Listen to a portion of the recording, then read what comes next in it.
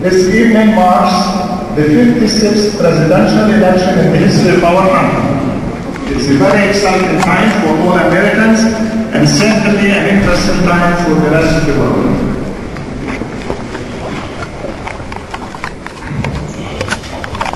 I have attended a number of election evening parties, sometimes in the company of the winning candidate and sometimes in the company of the losing party. They have always been interesting and sometimes exciting. This presidential election has been the longest running campaign and the most expensive that I can remember, and certainly one of the hardest fought. Regardless of the outcome, the result will be a first for our country. We will have either the first U.S. president of African American heritage or the first female American vice president.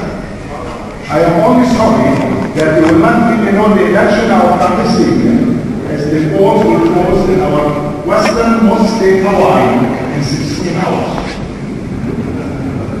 Nonetheless, I'm very pleased that you are all here to share in the excitement of our election evening celebration. I know that many of you have some questions about our process, which is a little more complicated than a simple vote for the preferred candidate.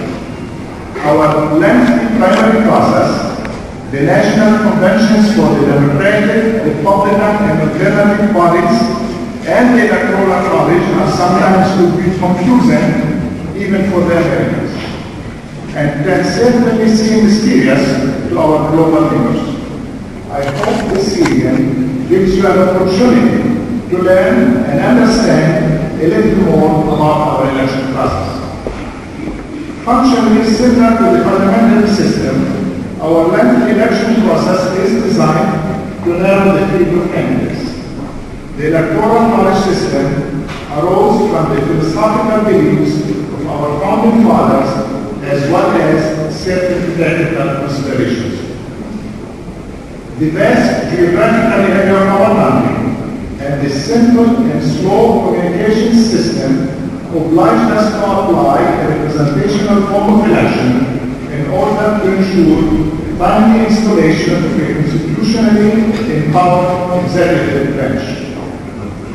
Despite the changes that have taken place over time, I think the system continues to serve us well, giving even the smallest state a representational voice in the election. By inauguration day, on January 20th, we will be ready to go forward, putting the politics of the election process behind us. This brings me to what I believe is the true message of our election process and the real legacy of the 4th of July. That legacy is inauguration day. For me in particular, coming originally from a region of political uncertainty and upheaval, inauguration day is quite remarkable. On that day, the outgoing president gets on an airplane, turns, smiles, and waves goodbye and peacefully goes home. Never once in our history has that transition unheld.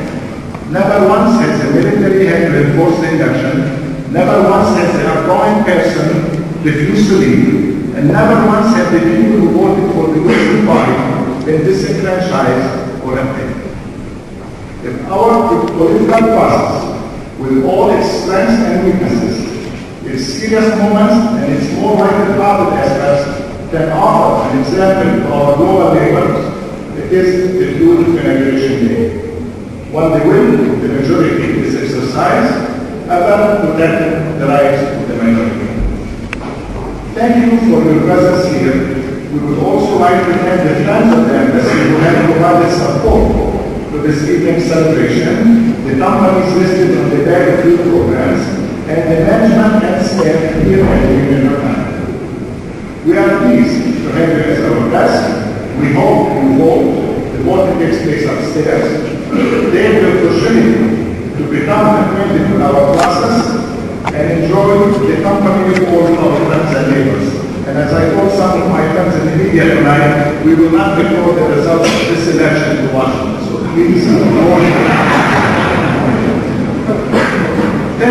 all very much. And I wish everyone a very pleasant evening. Balalipa, and please enjoy yourselves. There is going to be a program that will be started as soon as I come on the stage, and dinner will be served shortly after that. So, thank you again very much and enjoy your